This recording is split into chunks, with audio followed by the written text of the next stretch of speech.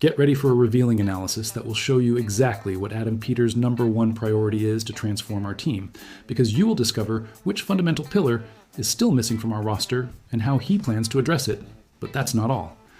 We will dive into the concerning news that we may lose our top assistant coach to the Denver Broncos, leaving our young coaching staff even more inexperienced. And there's more. You will understand why, despite everything, our season was not a total failure, and what lessons we can learn from the devastating injuries that hit us. In his first 2 years under general manager Adam Peters, the Washington Commanders followed a kind of strategic plan, signing high-value players for 2 of the 5 fundamental positions of a successful team. As a fan who closely follows every move, I know that Peters has a clear vision of what needs to be done. In his 3rd year, perhaps it's time for Peters to do the same with the 3rd crucial position, the pass rusher, which is where we are weakest. Passer, pass protector, pass rusher, pass defender, and playmaker. These 5 elements are essential for any successful roster, and this truth remains valid today. For the Commanders, the selection of quarterback Jayden Daniels and offensive tackle Josh Conerly Jr. brilliantly solved the first 2 problems, but the 3rd has yet to be achieved, and that concerns me. Peters admits the gap in the roster directly and honestly. In his end-of-season press conference, when asked about a group of players he could reinforce to strengthen the roster in Washington, Peters directly addressed this 3rd pillar, without the typical general manager jargon we usually hear. I think there are a lot of gaps, Peters acknowledged when asked about possible changes to the defense's roster. Certainly, we would be looking for another pass rusher. Whether in the draft or free agency, I think we have a lot of good options in both areas, Peters continued. And as a fan, I appreciate this transparency. The high cost of veteran help is something we need to consider carefully. Peters also mentioned he would prefer the NFL draft to happen before the opening of free agency. Until that day comes, however, free agents represent the first opportunity for general managers to significantly improve their rosters. This means that veterans like Trey Hendrickson, with a projected market value of $25.4 million per year, Khalil Mack, with a projected market value of $18.4 million per year, and Joey Bosa, with a projected market value of $13.7 million per year, will be evaluated. Selecting the next groundbreaking star is the alternative to free agency. For teams that prefer to build their roster through the draft, as Peters himself has stated he would like to do as much as possible, there are promising players turning pro this year. Players like Reuben Bain Jr. from Miami, although many see him playing as a defensive tackle. David Bailey from Texas Tech, and Cassius Howell from Texas A&M top the list. And, of course, there's always the possibility of signing 2 players at once, signing a free agent and selecting another in the April draft to try to fully reinforce the position. Regardless of the approach Peters takes, it is clear that the 3rd of the 5 most important pillars is currently absent. If Dorrance Armstrong Jr. can regain his best form after the knee injury, that will help.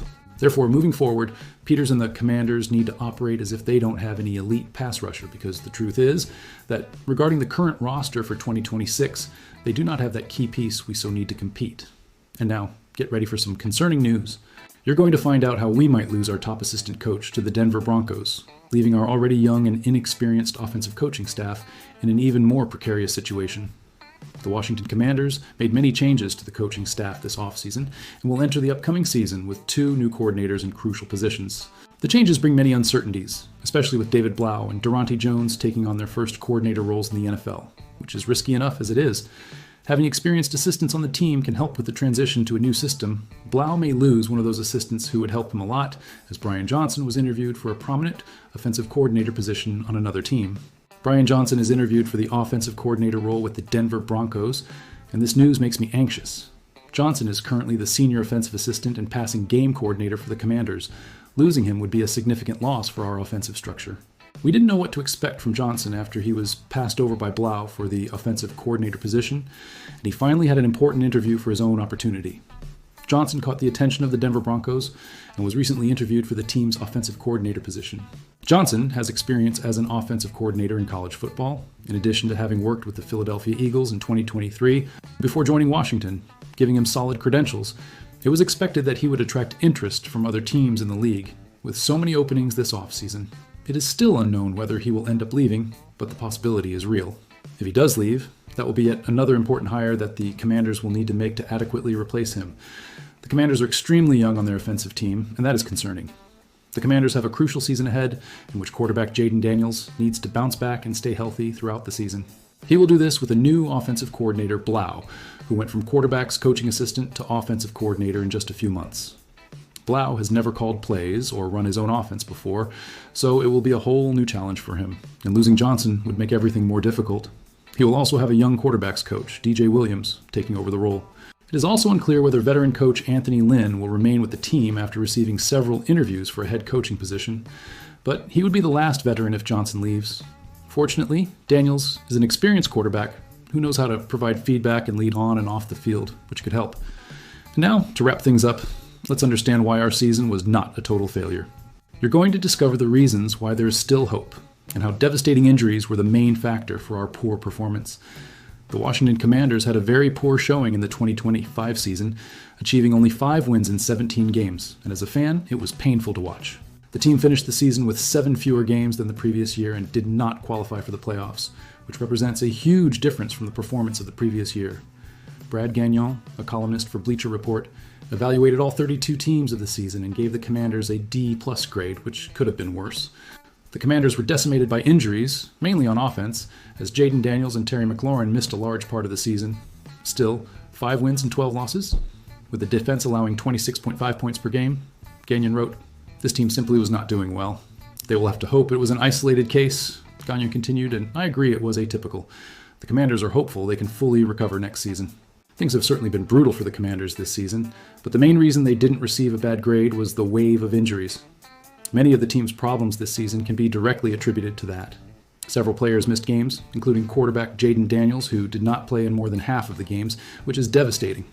Injuries are part of every NFL season, so they can't be used as a complete excuse. Teams can handle injuries the right way, but sometimes what rains heavily, which was exactly what happened to the Commanders this season of misfortune. The team can only hope for good health next season, and that they take the necessary measures to overcome the challenges we faced. During the team's long losing streak this season, it seemed like things completely spiraled out of control, and the Commanders never managed to find the necessary momentum to turn things around. As a fan, watching this was extremely frustrating. Discovering what the small details were that went wrong will be crucial for the team's development and improvement. So, fan, after hearing that Adam Peters confirmed an elite pass rusher as our top priority in the draft or free agency, understanding that we might lose Brian Johnson to the Broncos, leaving our coaching staff even younger and less experienced, and finding out that injuries were the main reason we received only a D+ instead of an F, which of these situations worries you the most? Do you believe we should spend heavily on a veteran like Trey Hendrickson or Khalil Mack? Or would it be smarter to draft David Bailey or Reuben Bain Jr. and use the saved money on other positions? Get ready for a revealing analysis that will show you exactly what Adam Peters' #1 priority is to transform our team, because you will discover which fundamental pillar is still missing from our roster and how he plans to address it. But that's not all. We will dive into the concerning news that we may lose our top assistant coach to the Denver Broncos, leaving our young coaching staff even more inexperienced. And there's more. You will understand why, despite everything, our season was not a total failure, and what lessons we can learn from the devastating injuries that hit us. In his first 2 years under general manager Adam Peters, the Washington Commanders followed a kind of strategic plan, signing high-value players for 2 of the 5 fundamental positions of a successful team. As a fan who closely follows every move, I know that Peters has a clear vision of what needs